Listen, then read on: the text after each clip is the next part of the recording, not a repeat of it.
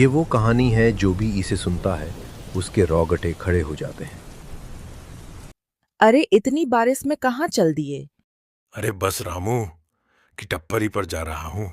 घर पे बैठे बैठे मन अजीब सा हो रहा है। कम से कम आज तो मत जाइए।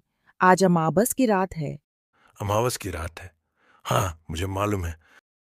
तो ये भी याद होगा 30 साल पहले आपके साथ क्या हुआ था। अरे हाँ, हाँ सावित्री, मुझे अच्छे से याद है। मैं बस यही चाह रहा हूँ, गांव से बाहर नहीं जा रहा। नहीं, आज मत जाइए। मेरा जी घबरा रहा है। एक तो अमावस की रात, ऊपर से आपकी तबीयत भी खराब है। अरे सावित्री, तुम भी ना, तुम फिक्र मत करो, 2 घंटे में आ जाऊंगा। ठीक है, जा रहे हैं तो जल्दी आ जाइएगा। अरे सावित्री, तुम भी ना, तुम फिक्र मत करो, 2 घंटे में आ जाऊंगा।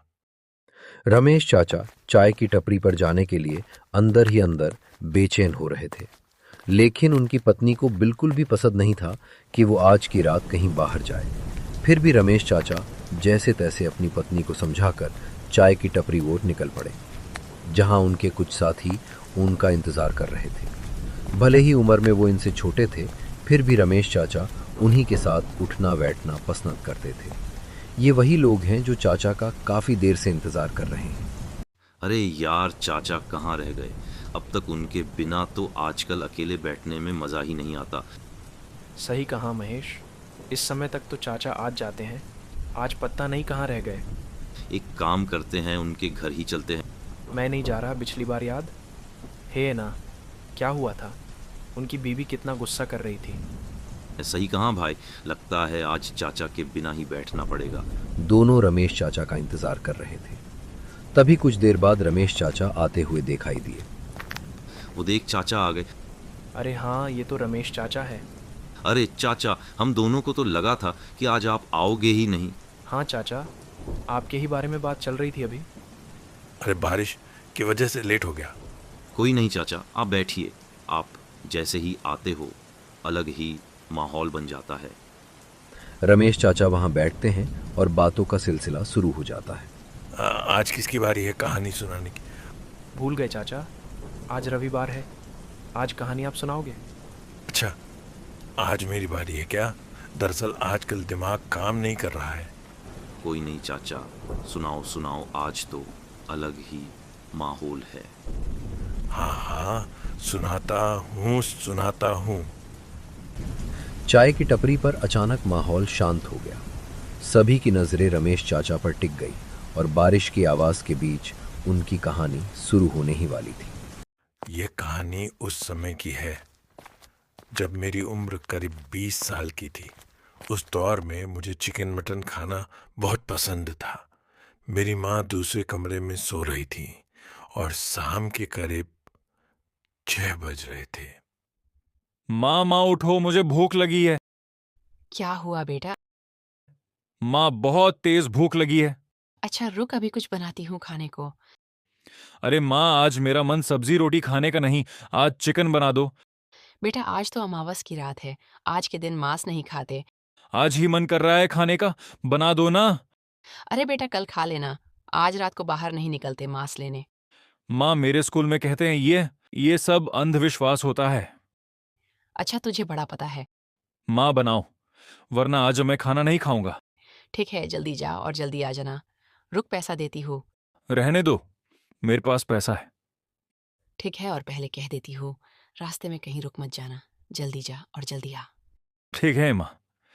माँ के मानते ही मैं बहुत खुश हो गया और खुशी खुशी निकल पड़ा। लेकिन मुझे क्या पता था कि मेरे साथ कुछ ऐसा होने वाला है। फरवरी का महीना था, हल्की हल्की ठंड पड़ रही थी और सर्दियां खत्म होने वाली थी। मैं गांव के रास्ते से चलता जा रहा था, ठंडी हवा चल रही थी। तभी रास्ते में मेरे स्कूल का एक साथी दिखाई दिया। उसे देखकर मैं रुक गया। अरे रमेश, तू कहाँ जा रहा है ये इतने शाम को? अरे कुछ नहीं विवेक यार, बस आज चिकन खाने का मन कर लेने जा रहा हूं।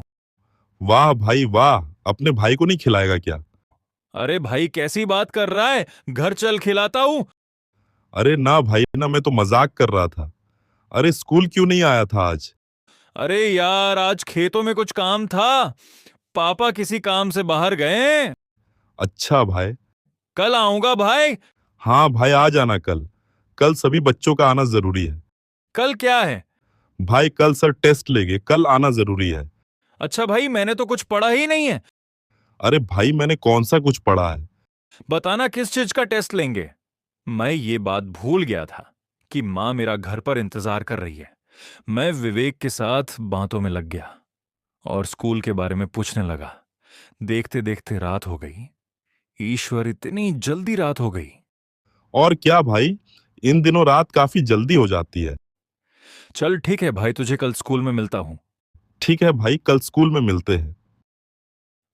मैं वहां से जल्दी कसाई कि दुकान की ओर निकला। चारों तरफ अंधेरा ही अंधेरा था। मैं घबराने लगा था कि पता नहीं अब मां क्या बोलेंगी। धीरे धीरे ठंड का एहसास भी ज्यादा होने लगा था।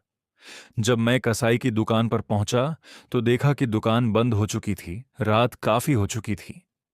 उस समय करीब रात के 8 बजे रहे थे। गांव में 8 बजे का मतलब होता है कि रात काफी गहरी हो चुकी है। चारों तरफ अंधेरा ही अंधेरा था और मेरे हाथ में टर्च भी नहीं था। अरे यार, अब तो दुकान भी बंद हो गया। हाँ, अब क्या करूं, मन भी खाने का कर रहा है। एक काम करता हूं, उसके घर चला जाता हूं, पास में ही तो है। मेरे अपने कदम तेज कर दिए, लेकिन गांव के यह अंधेर रास्ते अचानक और भी डरावने लगने लगे। जैसे ही मैं दुकान से दूरी बढ़ाने लगा, मुझे एक आवाज सुनाई दी। मैं उसके घर जाने लगा। मैं कई बार अपने पिताजी के साथ उसके घर आ चुका था जब दुकान बंद रहती थी, लेकिन आज पिताजी साथ नहीं थे और ऊपर से रात का समय था। मैंने हिम्मत करके उसके घर गया।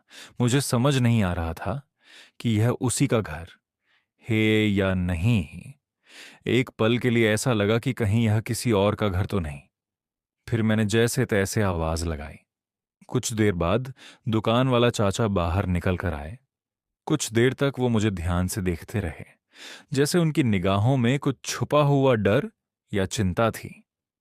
फिर वो मेरे पास आए। क्या हुआ बेटा? इतनी रात को क्यों आवाज लगा रहे हो? मुझे चिकन चाहिए था। अरे बेटा, इतनी रात को आए हो लेने? हाँ चाचा, बस लेट हो गया। अब क्या करूं, आपके दुकान से होकर आया हूं। अच्छा, वो तो मैंने 6 बजे ही बंद कर दिया था। तुम्हारे पिताजी कहाँ है? वो किसी काम के बाहर गए हैं। आएंगे तो बोल देना, एक बार आकर मुझसे मिले। ठीक है चाचा। बेटा, चिकन तो कटा हुआ नहीं है, बना हुआ है, मैं पैक करके लाता हूँ। अरे कोई नहीं चाचा, रहने दो। अरे बेटा, इतनी दूर आए हो, अब लेकर ही चले जाओ। तुम यही रुको, मैं लेकर आता हूँ। ठीक है चाचा। वो अंदर गए और मेरे लिए बना हुआ चिकन पैक करने लगे। वो चाचा मेरे पिताजी के अच्छे दोस्त थे, इसीलिए जब भी उनके घर जाता था तो खिला देते या पैक करके दे देते थे।